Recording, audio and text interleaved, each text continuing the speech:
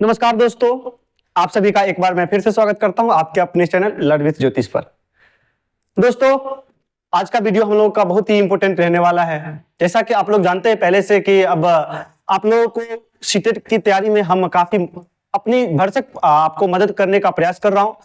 उसी के माध्यम से आज उसी को आगे बढ़ाते हुए आज हम आप लोगों के समक्ष हिंदी का लेकर के आए हैं। हिंदी का ये पहला मॉक टेस्ट रहने वाला है। आप लोग को काफी अपने भाषा में अपने माध्यम से गद्यांश पद्यांश को कैसे हम लोग शॉर्टली हल करते हैं इसको बताने वाले हैं, इसलिए वीडियो को अंत तक जरूर देखिएगा।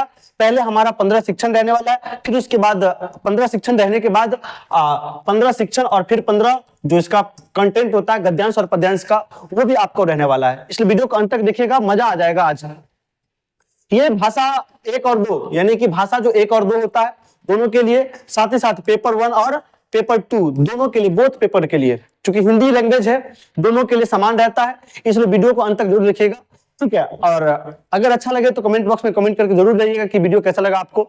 साथ ही साथ अपने दोस्तों तक शेयर कर दीजिएगा अगर वीडियो आपको पसंद आए तो। हम सीधा बातचीत न करते, सीधे सीधे हम चलते अब अपने पहले क्वेश्चन पर। हमारा जो पहला क्वेश्चन है, हम लोग आते हैं क्वेश्चन पर। पहला क्वेश्चन हमारा कि उपचारात्मक शिक्षण, कौन सा शिक्षण? उपचारात्मक शिक्षण का विधि है। यानी कि उपचारात्मक शिक्षण, आपको पता है कि 2 प्रकार के शिक्षण होते हैं। कौन कौन सा? एक तो निदानात्मक और एक उपचारात्मक। करते हैं ना, जब जैसे मान लीजिए कि निदान होता है फिर उपचार होता है ना। जब किसी भी चीज को पता लगाया जाता है, ठीक है ना, तो उसको क्या कहते हैं? निदानात्मक कहते हैं, और फिर उसको दूर कहते हैं, उसको कहते हैं उपचारात्मक कहते हैं। अब देखिए, समस्याओं के कारणों की पहचान मुश्किल करे, समस्याओं को उलझाकर प्रस्तुत करे, समस्याओं को दूर करने में सफलता प्रदान करे, समस्याओं का भाषिक नियमों का ज्ञान प्रदान करे। अब देखिए, आप यहां पर आप समझ सकते हैं क्वेश्चन कि समस्याओं के कारण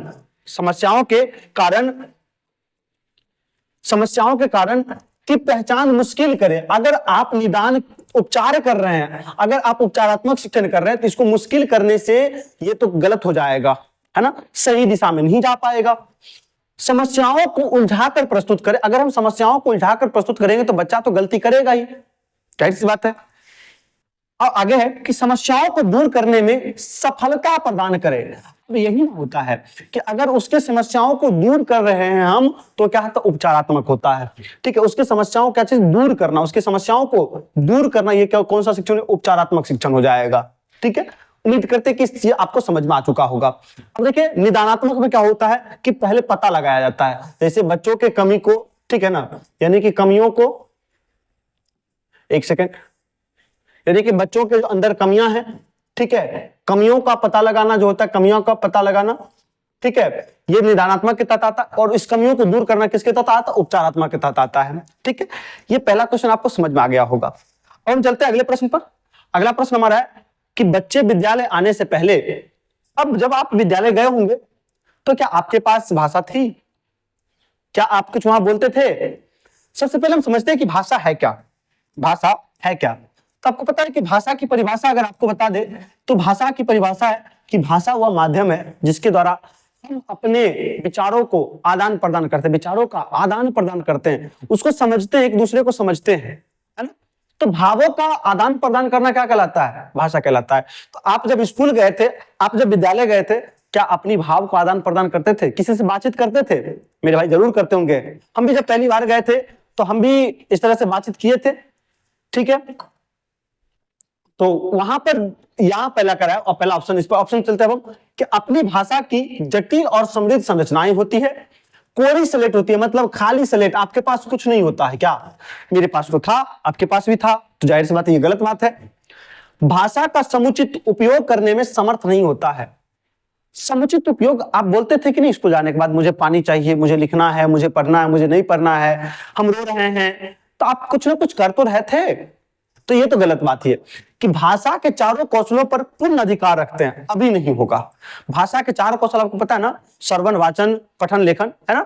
तो ये चारों कौशल पर अभी मेरा अधिकार नहीं था उस समय बच्चा में, जब पहली बार हम 6 वर्ष के उम्र में जब स्कूल गए थे तो ऐसा कोई अधिकार नहीं था। हम बोल तो कुछ लेते थे, लिख नहीं पाते थे, सुन लेते थे लेकिन लिख नहीं पाते थे, ठीक है, तो ये तो गलत है। तो इसका सही आंसर क्या हो जाएगा कि अपनी भाषा की जटिल और समृद्ध संरचनाएं होती है, हम जो ले जाते हैं हम अपने अंदर से ले जाते हैं। देखिए यहां से आपको क्वेश्चन एक और पूछता है कि बहुभाषिकता, जैसे मान लीजिए ये बहुभाषिकता को बढ़ावा देती है। जैसे विद्यालय आप जब पढ़ाने जाइएगा एज ए टीचर, तो आपको कौन कौन सी समस्याओं का सामना करना पड़ सकता है। तो इसमें बहुत सारी समस्याएं आती है। जैसे सबसे पहले आती है बहुभाषिकता। बहुभाषिकता, ये बहुभाषिकता क्या होती है कि आपके क्लास में विभिन्न प्रकार के यानी कि विभिन्न क्षेत्र के बच्चे आएंगे पढ़ने के लिए। हो सकता है कोई आप दक्षिण भारत में अगर आप पढ़ाने जाइएगा, आपकी जॉब दक्षिण भारत में लग जाए, तो वहां पर आपको एडॉप्ट करने में, अनुकूलन करने में थोड़ा समय लगेगा, क्योंकि वहां की भाषा अलग है, हमारी भाषा अलग है, तो थोड़ा सा वो वहां पर दिक्कत हो सकता है। ठीक है, अब अगले चलते हैं अगले प्रश्न पर। अगला प्रश्न हमारा क्या कह रहा है, देखते हैं। कह रहा है भाषा विकास के अंतर्गत, भाषा विकास के अंतर्गत अधिग्रहण करने की वह अवस्था जिसमें बालक शुद्ध उच्चारण करने लगता है। अब आपको पता है कि भाषा का जो विकास होता है वो किस अवस्था में तीव्र गति पर होता है, आपको पता है, वो पूर्व बाल्यावस्था में होता है। किस अवस्था में? पूर्व बाल्यावस्था में, पूर्व बाल्यावस्था में। तो मेरे भाई जब आपको ये चीज पता है तो आप देखिए ना, ये 2 वर्ष है, ये 3 वर्ष है, ये 8 वर्ष है और ये 12 वर्ष है, ये 12 वर्ष है। ठीक है, आप देखिए 2 वर्ष जो होता है वो शैशव अवस्था होता है, 0 से लेकर के 2 वर्ष तक शैशव अवस्था होता है।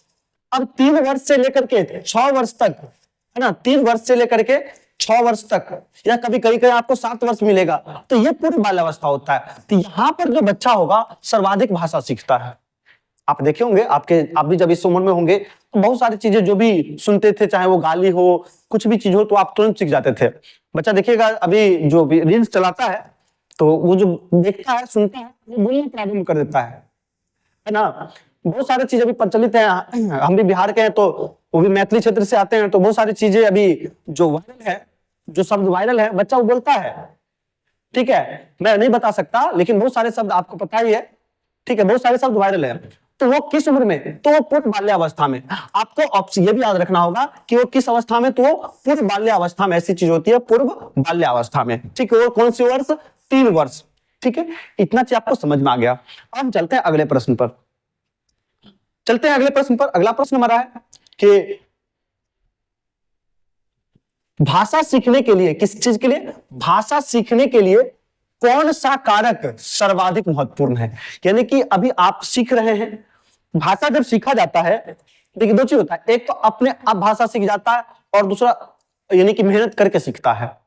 जैसे देखिएगा कि जब बच्चा छोटा होता है तो उसे सिखाया नहीं जाता, अपने आप बोलना सीख जाता है, खाना पीना, मम्मी पापा बोलना सीख जाता है। उसे सिखाया जाता है क्या? नहीं सिखाया जाता है, फिर भी बच्चा बोलता है। तो ये कह रहा भाषा सीखने के लिए कौन सा कारक सर्वाधिक महत्वपूर्ण है?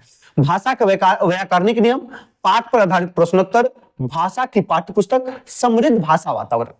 देखिए आप समझिए कि अगर हम भाषा के व्याकरणिक नियम को सिखाने लगे बच्चा में कि कारक, संप्रदान, संज्ञा, सर्वनाम, विशेषण उसको समझाने लगे, तो बच्चा बोल पाएगा?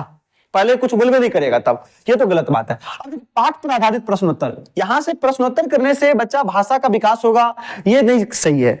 ये नहीं कहा सकता है कि बच्चा के भाषा का विकास हो सकता है। भाषा की पाठ्य पुस्तक, चलिए यहां पर मान लिया कि भाषा पहले बच्चा पढ़ना तो सीख ले, तब तो बच्चा बुक पढ़ पाएगा, है ना। तो जब बच्चा भी बुक पढ़ ही नहीं पा रहा है तो बच्चा बुक से उसको क्या लाभ, है ना, ये कारक तो होगा ही नहीं, तो ये गलत है। अगला समृद्ध भाषिक वातावरण। देखिए आपको पता है कि ये सबसे सटीक आंसर है, समृद्ध भाषिक वातावरण। तो ये कैसे? मान लीजिए आप स्कूल जाते हैं,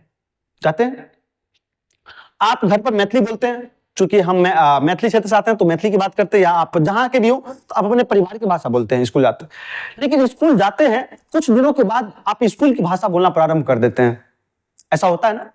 तो वो जो वहां का वातावरण है उसके अकॉर्डिंग हम अपने आप को क्या क्या ढाल दिए, है ना। तो वहां के अकॉर्डिंग हम जो बोलना प्रारंभ कर दिए, वही तो समृद्ध भाषा, समृद्ध यानी कि जो भाषिक वातावरण है, समृद्ध परिवेश है, हमको वहां पर का परिवेश मिला, हम उस कारण वहां पर हिंदी बोलना प्रारंभ कर दिए, अंग्रेजी बोलना प्रारंभ कर दिए। ठीक है, लेकिन फिर जब घर आते हैं तो फिर अपनी भाषा बोलते हैं, वहां जाते हैं तो वहां की भाषा बोलते हैं, और यहाँ आते तो अपनी भाषा बोलते हैं। ठीक है, इसलिए सबसे जो इसका सटीक आंसर होगा वो क्या हो जाएगा? समृद्ध भाषिक वातावरण। ठीक है, अब चलते हैं अगले प्रश्न पर। अगला प्रश्न है भाषा अर्जन और भाषा अधिगम में महत्वपूर्ण अंतर है। आप मेरे भाई जानते हैं कि भाषा अर्जन और अधिगम दो चीज है। अब देखिए अधिगम का मतलब होता है सीखना। अधिगम का मतलब क्या होता है? सीखना। याद रखिएगा, इसको याद करने का तरीका यही है कि अधिगम का मतलब क्या होता है? सीखना। आप सीखने के लिए क्या करते हैं? कुछ ना कुछ मेहनत करते हैं, है ना। जैसे मान लीजिए अभी आपको बताया कि स्कूल जाते हैं, स्कूल में भाषा आपको सीखना पड़ता है, अधिगम करना पड़ता है। लेकिन अर्जन करते हैं मतलब पहली से जो हमारा यहाँ पर कोई मेहनत नहीं करना पड़ेगा। आप देखिए कि हमारा ऐसा तो नहीं है कि हमारा समाज पूरी शिक्षित ही है। अभी भी हम लोग बिहार से आते हैं तो शिक्षा में सबसे नीचे से टॉप पर हैं। अभी भी हम लोग सबसे नीचे से टॉप पर हैं, ठीक है। तो अब समझ सकते हैं कि हमारे यहाँ तो सभी लोग पढ़े लिखे हैं नहीं, अनपढ़ नहीं करा मैं, पढ़ा लिखा नहीं है। लेकिन क्या वो बोलते हैं कि नहीं बोलते हैं?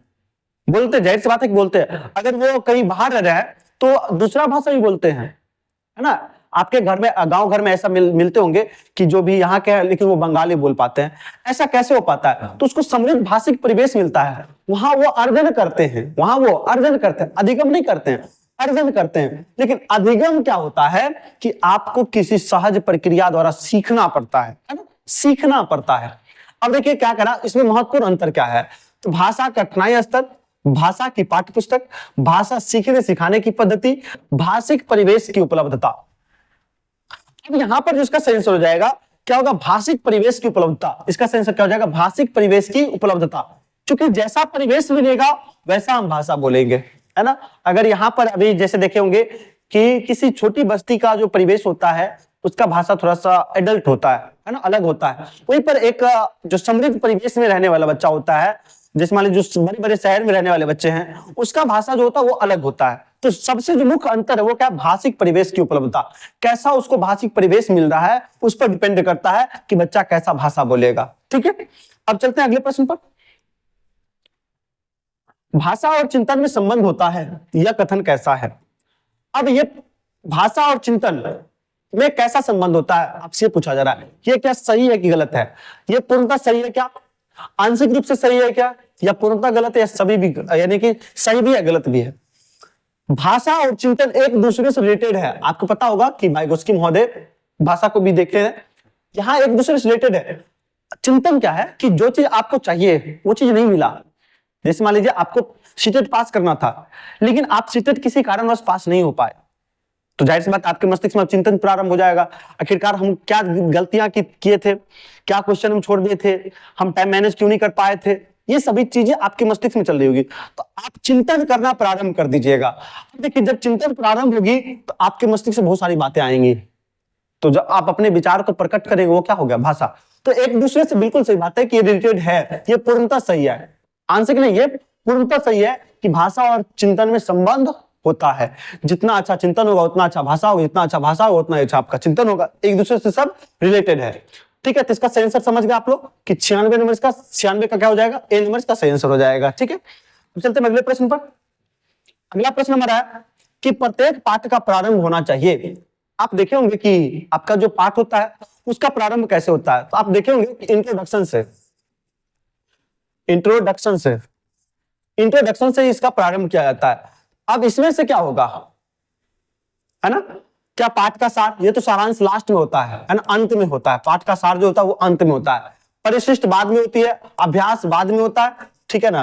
अब तो सबसे पहले जो होता है प्रस्तावना होता है, यानी कि आपको इंट्रोडक्शन दिया जाता है, आपको पढ़ना क्या है इसमें, इस चैप्टर में आपको क्या क्या मिलेगा, सीखने के लिए क्या मिलेगा, कितने प्रश्न मिलेंगे, कितने पेज मिलेंगे आपको। तो किसके तहत? प्रस्तावना।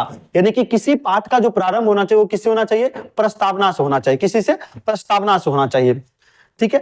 अब चलते हैं अगले प्रश्न पर। अगला प्रश्न है कि संक्षिप्त विवरण को पढ़ना और विस्तृत ज्ञान में, संक्षिप्त विवरण को पढ़ना और विस्तृत ज्ञान में उत्तर देना कहलाता है। ये तेज पढ़ना, अगर आप फास्ट पढ़ रहे हैं तो आप ज्ञान को एडॉप्ट नहीं कर पा रहे होंगे, यानी कि सही नॉलेज आप एडॉप्ट नहीं कर पा रहे होंगे। स्कीमिंग, गहन पढ़ना या स्कैनिंग। आप देखिए एक चीज लेते हैं स्कैनिंग, जैसे मान लीजिए किसी चीज को स्कैन किया था तो उसको पूरी यानी कि पूर्ण रूप से उसका स्कैन किया जाता है ना, उसमें पूरा गहनता से ध्यान दिया जाता है ना।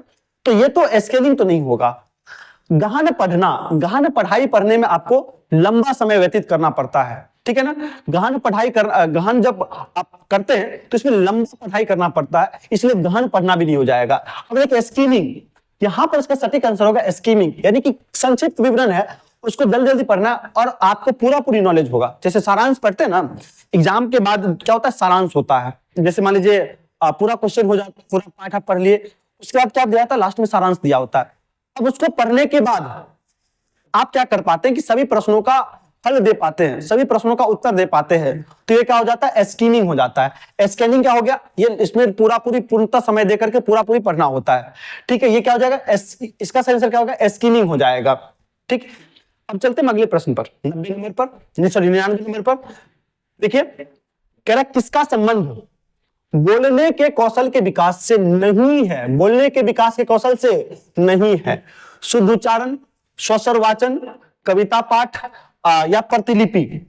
अब देखिए यहां बोलने से कह रहा है, अब प्रतिलिपि का मतलब होता है कॉपी करना, कॉपी कह सकते हैं, आप इसको ट्रांसलेट कह सकते हैं, या इसको आप कॉपी भी कह सकते हैं। तो ये शुद्ध उच्चारण होगा, ये तो बोलने से ही होगा, ठीक है। उसके बाद स्वस्वर वाचन, जब यहां पर बोला जाएगा तब ये स्वस्वर वाचन हो पाएगा, ठीक है। उसके बाद कविता पाठ, यानी कि कविता को पढ़ना, कविता पाठ मतलब कविता को पढ़ना, तो ये भी तो बोल करके पढ़ा जाएगा, तो ये भी तो हो रहा है। प्रतिलिपि मतलब होता है कॉपी करना, मतलब अलग करना, ठीक है, उसको ट्रांसलेट करना, प्रतिलिपि करना। तो इसका सही आंसर क्या हो जाएगा, डी नंबर इसका सही आंसर हो जाएगा। 99 क्या हो जाएगा सही आंसर, डी नंबर 99 का सही हो जाएगा, ठीक है। अब चलते हैं अगले प्रश्न पर। अगला प्रश्न है 100 नंबर कि ज्ञात से अज्ञात, वाह, क्या ज्ञात से अज्ञात, बताइएगा किस विधि में, ज्ञात से अज्ञात किस विधि में, आगे पता चल जाएगा। सरल से कठिन, मूर्त से अमूर्त शिक्षण सूत्रों का पालन निम्नलिखित में से किस विधि में होता है। देखिए ज्ञात से अज्ञात की ओर, सरल से कठिन की ओर, मूर्त से अमूर्त की ओर, ये किस विधि में, तो ये आगमन विधि में होता है। किसमें, आगमन विधि में होता है। मेरे भाई आगमन विधि क्या होता है, ये व्याकरण को पढ़ने के लिए सबसे अच्छा विधि है, ये व्याकरण को पढ़ने के लिए सबसे अच्छा विधि माना जाता है। व्याकरण को पढ़ने के लिए इसमें ज्ञात से अज्ञात की ओर, सरल से कठिन की ओर, मूर्त से अमूर्त की ओर चला जाता है। इसलिए पहले उदाहरण दिया जाता है, क्या जाता था, उदाहरण दिया जाता है, ठीक है। और फिर क्या जाता है, इसमें सूत्र उसके बाद दिया जाता है, उदाहरण देकर के इसके बाद इसको सूत्र की ओर ले जाया जाता है, ठीक है।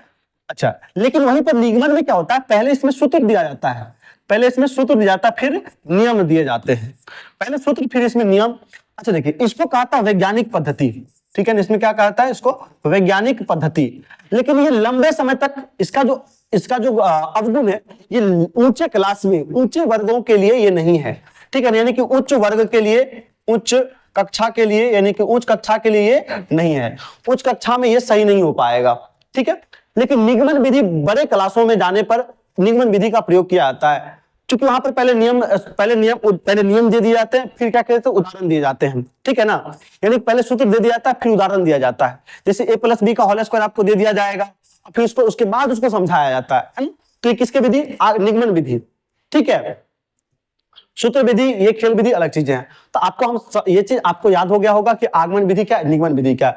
निगमन विधि में एक चीज याद रखेंगे कि सबसे पहले नियम दिए जाते हैं, फिर उदाहरण दिए जाते हैं। आगमन में पहले उदाहरण दिए जाते हैं, फिर नियम दिए जाते हैं, ठीक है। अब चलते हैं अगले प्रश्न पर। अगला प्रश्न हमारा है 101 नंबर कि भाषा के बारे में कौन सा कथन सही है, भाषा के बारे में कौन सा कथन सही है या उचित है। भाषा अनिवार्यतः लिखित होती है, क्या आपकी भाषा लिखित है, नहीं, आपकी भाषा तो लिखित नहीं है। क्या भाषा नियमबद्ध व्यवस्था है, भाषा व्याकरण का अनुसरण करती है, भाषा और बोली में कभी भी कोई संबंध नहीं होता है। भाषा और बोली तो एक दूसरे से रिलेटेड है। अब हमारी मातृभाषा क्या हिंदी है, लेकिन बोली क्या है, मैथिली है। मैथिली में भी हम लोग का ठेठी मैथिली हो जाता है ना। जो मिथिलांचल का मैथिली है वो अलग है, हम लोग का ठेठ बोली हो जाता है, वो हमारी बोली हो गई, वो क्षेत्रीय बोली हो गई, ठीक है। भाषा की अनिवार्यता लिखित होती है, ये भी गलत हो जाएगा। व्याकरण का अनुसरण करती है, आप बताइए बोली जो हमारी है, हमारी जो बोली है वो बोलते वक्त व्याकरण का अनुसरण करती है, बिल्कुल नहीं। लेकिन लिखते वक्त व्याकरण का अनुसरण करती है, ठीक है ना। तो भाषा क्या है, नियमबद्ध व्यवस्था है, भाषा क्या है, नियमबद्ध व्यवस्था है, ठीक है। तो 101 का आंसर हो जाएगा बी, इसका आंसर हो जाएगा भाषा क्या है, नियमबद्ध व्यवस्था है, ठीक है, आप समझ गए। अब चलते हैं अगले प्रश्न पर। अगला प्रश्न है 102 नंबर कि वस्तुनिष्ठ प्रश्नों की उपयोगिता का प्रमुख कारण है। अब देखिए ऑब्जेक्टिव जो ये क्वेश्चन है इसकी उपयोगिता क्या है? अगर आप इसमें सही लगाते तो आपको 1 नंबर ही मिलेगा, अगर आप गलती करते तो 1 नंबर नहीं मिलेगा। सभी करेंगे, इसमें कोई भी भेदभाव नहीं होगा, इसमें कोई भेदभाव नहीं होगा। अगर आप सही करते तो भी 1 ही नंबर मिलेगा, गलती करते तो कोई नंबर नहीं मिलेगा, सबको समान रूप से 1 नंबर। लेकिन जो लघु उत्तरीय दीर्घ उत्तरीय प्रश्न होते हैं, है ना, उसमें कभी कभी राइटिंग डिपेंड करता है, कभी कभी शब्द डिपेंड करता है, ठीक है। तो वहां पर किसी को ज्यादा नंबर मिल जाता है, किसी को कम नंबर मिल जाता है। जैसे मान लीजिए अभी 10th 12th का, आज तो 10th का भी रिजल्ट आ रहा है, 12th का रिजल्ट हाल फिलहाल में आया है। तो वहां पर जो बच्चे थे कुछ कह रहे थे कि हम बहुत सारे लिख करके हैं, लेकिन लिखने के लेखन शैली में तो उनकी गलतियां होंगी, जो शब्द चुने होंगे वो शब्द गलतियां हुई होंगी, ठीक है। इस कारण भी उनको कम नंबर मिला होगा, ठीक है। अब इसका जो उपयोगिता का प्रमुख कारण है रटाई से मुक्ति, तो रटाई से कोई दिक्कत नहीं है। विद्यार्थियों का हित, पाठ्यक्रम व्याप्ति, निष्पक्ष मूल्यांकन, ये सटीक इसका आंसर हो जाएगा, निष्पक्ष मूल्यांकन। अभी लेकिन बिहार बोर्ड 100 नंबर का ऑब्जेक्टिव देता है, उसमें 50 को बनाना होता है। सोचिए सब विद्यार्थी तो ऑब्जेक्टिव पर ही अपना निगाह टिकाए रहते हैं, लेकिन सही इसका आंसर क्या हो जाएगा? निष्पक्ष मूल्यांकन। इसमें कोई यानी कि पक्षपात नहीं होगा, निष्पक्ष मूल्यांकन इसमें होगा, ठीक है। अब चलते हैं हम अगले प्रश्न पर। अगला प्रश्न हमारा है 103 नंबर, निम्नलिखित में से क्या भाषा शिक्षण में सीखने की एक विशेषता नहीं है? भाषा शिक्षण में क्या सीखने की विशेषता नहीं है? भाषा के ज्ञान में विकास करता है, भाषा के ज्ञान में विकास करता है, भाषा ज्ञान में विकास करता है, बिल्कुल सही बात है। भाषा शिक्षण हेतु सुलभ वातावरण तैयार करता है।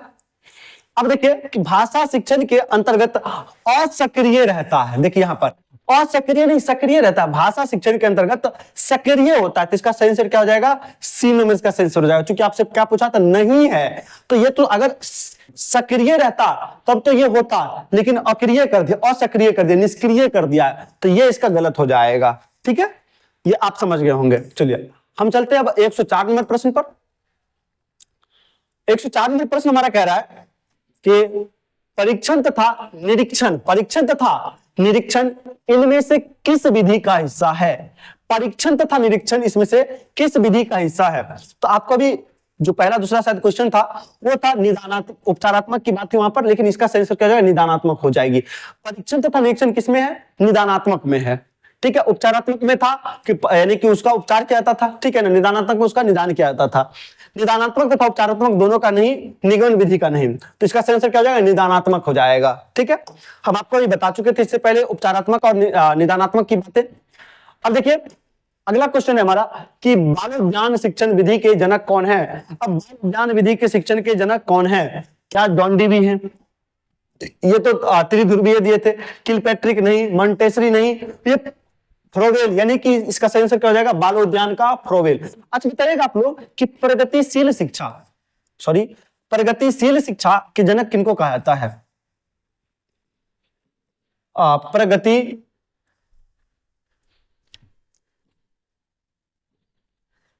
प्रगतिशील शिक्षा, ठीक है, प्रगतिशील शिक्षा का जनक किसे कहा जाता है? साथ ही साथ एक और क्वेश्चन आपको कि प्रगतिशील, ये बाल केंद्रित शिक्षा, यानी कि जो आप लोग पढ़ाते हैं बाल केंद्रित शिक्षा, इसका जनक क्या किन्हें कहा जाता है? बाल केंद्रित शिक्षा के जनक। इस 2 क्वेश्चन का आप लोग जवाब हमको हमारे कमेंट बॉक्स में दीजिएगा, ठीक है। ये आपके 105 क्वेश्चन आपको ये शिक्षण से था। अब हम लोग पढ़ेंगे गद्यांश पद्यांश को हल करने का तरीका हम लोग जानने वाले हैं, इसलिए वीडियो को अब देखिएगा अच्छा से, काफी ध्यान से, ठीक है। अब देखिए पहला जो हमारा गद्यांश है, बहुत बड़ा गद्यांश है, 1 पेज में आया भी नहीं है मेरा, 2 पेज चला गया गद्यांश के लिए, ठीक है। जबकि हम तो पीपीटी तैयार भी नहीं की, इसको A4 में ही है, ठीक है। अब देखिए यहां पर इतना बड़ा गद्यांश है, इस गद्यांश को पढ़ने में हम अपना टाइम जाया नहीं करेंगे, क्योंकि अगर इस गद्यांश को हम पढ़ने लगे, ठीक है, पहले तो दोबारा फिर हमको पढ़ना पड़ेगा। इसलिए सबसे पहले क्वेश्चन पढ़िए। चलिए हम चलते हैं क्वेश्चन पर सबसे पहले, ठीक है। यहां आ गया, सॉरी क्वेश्चन इसमें है नहीं, क्वेश्चन अगले पेज में है, ठीक है ना। हम चलते हैं सबसे पहले क्वेश्चन पर, ताकि क्वेश्चन का पता लग जाए कि क्वेश्चन पूछ कहां से रहा है, पूछ क्या रहा है। आइए सबसे पहला क्वेश्चन देखते हैं हम। सबसे पहला क्वेश्चन है कि क्षितिज किसे कहते हैं? क्षितिज किसे कहते हैं? आपको पता है ना, क्षितिज जल पावक गगन समीरा पंच तत्व से बनल अधन समीरा। अब देखिए क्षितिज, सबसे पहले जो भी क्वेश्चन है उसको देख लेते हैं। अब क्षितिज का मतलब क्या होगा? हम सबसे पहले वहां पर देखेंगे कि गद्यांश में क्षितिज कहां पर हमको मिल रहा है। क्षितिज शब्द खोजना है, सिर्फ शब्द खोजना है, गद्यांश पढ़ने की आवश्यकता नहीं है, पूरा सरसरी तौर पर पढ़ना है, ठीक है। यदि किसी की और छोर नहीं है, यदि किसी का और छोर नहीं है, अब देखिए और छोर भी हम देखेंगे, क्वेश्चन में देखेंगे, यानी गद्यांश में देखेंगे और छोर। तो दो क्वेश्चन है। अगला क्वेश्चन देखिए, एक तो क्षितिज देखना है, एक तो और यानी कि और छोर देखना है, ठीक है। अच्छा अगला देखते हैं, अगला क्वेश्चन हमको क्या देखना है, सो देखिए इसमें देखना है फिट और इंसान। फिट और इंसान, ये तो सॉरी ये तो व्याकरणिक है। तो व्याकरण फिट और इंसान कौन सा शब्द है? ये तो आगत मतलब होता है विदेशज शब्द है। ये कौन सा शब्द है? विदेशज शब्द है। ये विदेश से आया है, ठीक है, ये विदेशज है, ये विदेशज है। अच्छा बताइएगा फिट कौन सा शब्द है? तो ये अरबी शब्द है। कौन सा शब्द है? ये फिट अरबी शब्द है, और सॉरी फिट इंग्लिश शब्द है, अंग्रेजी शब्द है, ठीक है ना, सॉरी फिट अंग्रेजी शब्द, और इंसान अरबी शब्द है, ठीक है। अच्छा बर्नार्ड शो ने जीवन की उपमा किससे दी है? अब देखिए बर्नार्ड शो भी देखेंगे हम लोग, यानी कि अभी चार चीज देखना था। क्या क्या देखना था? बर्नार्ड शो देखना है, ठीक है, क्षितिज देखना है, और आर यानी कि आर पार देखना है। अगला क्वेश्चन देखते हैं हम लोग पहले क्वेश्चन को, कि बहुत बड़ा अन्याय। अब इतना चीज क्वेश्चन आपके पास, देखिए हमारे पास तो ये बोर्ड पर इस कारण से, लेकिन आपके पास पेपर में होगा। जब पेपर में होगा तो एक नजर देखेंगे और फिर से हम गद्यांश पर चले जाएंगे, ठीक है। इसी प्रकार हम चलते हैं पहले गद्यांश पर। सबसे पहला क्वेश्चन था क्षितिज वाला, है ना, तो क्षितिज वाला क्वेश्चन गद्यांश देखते हैं हम लोग। देखिए सारा संसार नीले गगन तले अनंत काल से रहता है, थोड़ी दूर पर हम देखते हैं कि क्षितिज, देखिए यहाँ ना, क्षितिज तक हमको पहला मिल गया है। जहां धरती और आकाश हमें मिलते दिखाई देते उसको क्या कहेंगे? क्षितिज कहेंगे। देखिए यहाँ पर मिला ना, क्षितिज तक, जहां यानी कि धरा मतलब धरा होता, सॉरी, और आकाश हमें मिलते दिखाई देते हैं। पहला जो क्वेश्चन था उसका देखिए आंसर। पहला क्वेश्चन देखते हैं क्या था यहाँ पर। देखिए पहला क्वेश्चन यहाँ पर है कि जहां धरती और आसमान मिलते हुए दिखाई देते हैं, तो इसका सही आंसर क्या हो जाएगा? एक नंबर इसका सही आंसर हो जाएगा, यानी कि 106 का आंसर क्या होगा? एक नंबर इसका आंसर हो जाएगा, 106 का एक नंबर। यानी कि जहां धरती और आसमान मिलते हुए दिखाई देते हैं उसको क्या कहते हैं? क्षितिज कहते हैं। उसको क्या कहते हैं? क्षितिज कहते हैं। अब देखिए फिर से हम चलते हैं गद्यांश पर। अब हमको और छोर देखना है। अब चले आगे चलते पहुंचते हैं। यह नजारा गले खिसकता चला जाता है और इन नजारे का कोई और छोर नहीं दिखाई। देखिए यहाँ पर अभी था ना, और छोर हमें नहीं दिखाई देता है, ठीक इसी तरह हमारा जीवन भी है। क्या अब देखिए ऑप्शन क्या था? ऑप्शन है आपका, उसके बहुत से सिरे हैं, इसके बहुत से सिरे हैं, उसका सिरा नहीं मिलता है, उसकी सीमा नहीं है, उसका विस्तार अधिक है। इसका सही आंसर होगा उसका सीमा नहीं है। देखिए उसका सीमा नहीं है, जिसका और छोर का मतलब क्या हो जाएगा कि उसका सीमा नहीं है। देखिए यार नजारा गाले खिसकता चला जाता है, इन नजारों का कोई और छोर नहीं दिखाई देता है, ठीक इसी तरह हमारा जीवन भी है। यानी कि ये खिसकता हुआ चला जाता है, इसका कोई सीमा नहीं, कहां तक खिसकता हुआ चला जाएगा। क्योंकि हमारा जीवन, देखिए हमारा जीवन किस ओर जा रहा है पता है, इसका कोई सीमा है नहीं ना। इसलिए चलिए इसको थोड़ा सा ऊपर करते हैं। हमको फिट खोजना था, है ना, पूरी तरह से फिट खोजना था। अब देखिए जिंदगी की न जाने कितनी उपमाएं दी जा चुकी है, लेकिन कोई भी उपमा पूरी नहीं मानी गई, क्योंकि जिंदगी के इतने पक्ष हैं कि कोई भी उपमा उस पर पूरी तरह से फिट नहीं बैठती है। बर्नार्ड शो जीवन को एक खुली किताब मानते। बर्नार्ड शो क्या चीज मानते हैं? एक खुली किताब। देखिए बर्नार्ड शो वाला था ना, देखिए बर्नार्ड शो था यहाँ पर। बर्नार्ड शो है कि पढ़ी जा रही पुस्तक से, खुली पुस्तक से, या सभी जीवों से, या क्षितिज से। तो बर्नार्ड शो ने जीवन की उपमा किससे दी है? तो खुली पुस्तक से। किसे? खुली पुस्तक से। तो बी नंबर इसका सेंस हो जाएगा खुली पुस्तक से, ठीक है। अच्छा अगला क्वेश्चन है कि हम बहुत बड़ा अन्याय कर रहे होते हैं यदि, हम कब बड़ा अन्याय करते रहेंगे? देखिए यहां पर आइए फिर से गद्यांश पर। अब आगे देखते हैं कि वह चाहते थे कि इंसान अपने स्वाद में अंधा होकर किसी दूसरे जीव को जीने का हक ना मारे। यदि इंसान ऐसा करता है, यदि इंसान ऐसा करता है तो यह बहुत बड़ा अन्याय है। देखिए अन्याय मिला था ना, तो यहां पर देखिए अन्याय मिल गया हमको, यानी कि बहुत बड़ा अन्याय है। क्या चीज अन्याय है? तो दूसरे जीवों का हक मारना, दूसरों जीवों का क्या हक मारना बड़ा अन्याय है। आइए क्वेश्चन पर। देखिए मेरे पास तो ऐसा है बुक सामने से नहीं है, जिस कारण से हमको दिक्कतें होती है, लेकिन आपको क्वेश्चन सामने में होता है, दिक्कत आपको नहीं होगा। ठीक है, तो आप देख किसी से दुश्मनी रखते हैं, किसी से लूट लेते हैं, किसी को टिकने नहीं देते हैं, या किसी के जीने का अधिकार नहीं है। अगर सबसे बड़ा अन्याय क्या है? किसी के जीवन को, किसी के जीवन के हक को छीन लेना। तो इसका सही आंसर क्या हो जाएगा? डी नंबर सही इसका आंसर हो जाएगा।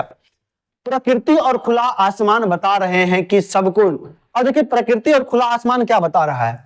आगे देखिए प्रकृति और खुला आसमान क्या बता रहा है। आइए देखते हैं गद्यांश में, इसमें नहीं है। अब आगे बढ़ते हैं हम लोग। अगर इसमें होगा इस पेज में, इस पेज में देखिए यहां पर है। ठीक है, एक मिनट थोड़ा सा देखिए, यहां पर है कि खुला आसमान, देखिए यहां पर है ना खुला, यह खुला आसमान, यह प्रकृति और यह पूरा भूमंडल हमें दरअसल यही बता रहा है कि हाथी से लेकर चींटी तक सभी के समान रूप से जीवन बिताने का हक है। जिस तरह से खुले आसमान के नीचे हर प्राणी बिना किसी डर के सांस लेने का अधिकार है। तो क्वेश्चन क्या था आपका कि प्रकृति और खुला आसमान हमें बता रहा है कि सबको निडर बने रहना चाहिए, मनमर्जी करते रहना चाहिए, या प्रकृति से प्रेम करना चाहिए, या जीने का हक है। तो निडर बने रहना चाहिए। ठीक है, इसका सही आंसर क्या हो जाएगा? निडर बने रहना चाहिए। देखिए यहां पर है ना कि यहां पर देखिए था ना कि बता रहा है कि लेकर चींटी तक सभी के समान रूप से जीने का हक, बिताने का हक है। जिस तरह से खुले आसमान के नीचे हर प्राणी बिना किसी डर के, यानी कि निडर रूप से, बिना किसी डर से सांस लेने का अधिकार है। तो इसका सही आंसर क्या हो जाएगा आपका कि निडर बने रहना चाहिए, निडर बने रहना चाहिए। ठीक है, निडर बने रहना चाहिए। ठीक है, निडर बने रहना चाहिए। यानी देखिए आपको कहीं कहीं इसका जीने का भी हक मिलेगा, लेकिन निडर बनकर जीने का अगर ऑप्शन ये रहता निडर बनकर जीने का, तो डी नंबर इसका सही आंसर हो जाता। ठीक है, अब हम चलते हैं अगले प्रश्न पर। अगला प्रश्न है, आसमान हमें दिलाता है रक्षा करने का वचन, साथ साथ रहने का अनुशासन, भय से छुटकारे का आश्वासन, भयभीत ना होने का आग्रह। तो भय से छुटकारे का आश्वासन, क्योंकि देखिए यहां पर अभी हम पढ़े थे कि जो आसमान था हमें वो डर करके नहीं, निडर बन करके जीने का। तो इसका सही आंसर क्या हो जाएगा? सी नंबर इसका सही आंसर हो जाएगा। अब देखिए ये व्याकरणिक है शब्द, अब व्याकरण के प्रश्न से जो किस शब्द में एक प्रत्यय का प्रयोग नहीं किया जा सकता है, किस शब्द में एक प्रत्यय का प्रयोग नहीं किया जा सकता है। अब देखिए भय, इसमें जोड़ेंगे एक, तो भय एक बन जाएगा। ठीक है, इसमें जोड़ेंगे एक, जीवन में एक जोड़ेंगे तो क्या हो जाएगा? जैविक हो जाएगा। स्वभाव में एक जोड़ेंगे तो ये हो जाएगा स्वाभाविक हो जाएगा। प्रकृति में एक जोड़ेंगे तो ये प्राकृतिक हो जाएगा। तो भय कोई शब्द होता है, ये तो भयभीत होता ना, लेकिन इसका सही आंसर क्या हो जाएगा? ए नंबर इसका सही आंसर हो जाएगा। भय कोई शब्द नहीं होता, अगर भयभीत होता तो ये शब्द बन सकता था। ठीक है, अब अपराध शब्द है, ये अपराध कौन सा शब्द है? ये भाववाचक संज्ञा है, या पदार्थवाचक संज्ञा है, या व्यक्तिवाचक संज्ञा है, या जातिवाचक संज्ञा है? अच्छा देखिए अपराध, आप कितना अपराध करते हैं इसका कोई सीमा है? इसको आप देख सकते हैं, इसको आप गिन सकते हैं, नहीं ना? तो क्या हो जाएगा? भाववाचक संज्ञा हो जाएगा। कौन सी संज्ञा हो जाएगी? ये भाववाचक संज्ञा हो जाएगी। ठीक है, कि आप कितना अपराध कर रहे हैं, ये महसूस करते हैं खुद आप कि कितने आप बड़े आप अपराधी हैं। ठीक है, ये आपका गद्यांश था। आप हमको कमेंट बॉक्स में जरूर कमेंट कीजिएगा कि अगर आप इस तरह से 2-4 गद्यांश को, जिस तरह से हम आपको अभी बताए हैं, आप इस तरह से 2-4 गद्यांश बनाइए, उसके बाद आप देखिएगा कि आप में प्रमोशन होता है कि नहीं होता है। यही मेथड आप संस्कृत में भी अपनाएंगे। हम अगला वीडियो आपको संस्कृत का ही देने वाले हैं। ठीक है, इसलिए अभी तक हमारे चैनल को जो लोग सब्सक्राइब नहीं किए हैं वो चैनल को सब्सक्राइब भी कर लीजिए। ठीक है, और बेल आइकन भी दबा लीजिए। ठीक है, अब पद्यांश भी बचा हुआ है, देखते हैं पद्यांश को। पद्यांश में थोड़ा सा पहले एक बार इसको पद्यांश को पढ़ लीजिएगा। पद्यांश चूंकि छोटा होता है, गद्यांश बड़ा होता है, पद्यांश छोटा होता है, जिस कारण से पद्यांश को एक नजर पढ़ लीजिए। हमको समझने नहीं आता कोई दिक्कत नहीं है, हमको अर्थ लगाने नहीं आता हमको कोई दिक्कत नहीं है, शब्द तो पहचानने आता है ना, शब्द तो चुनने आता है ना।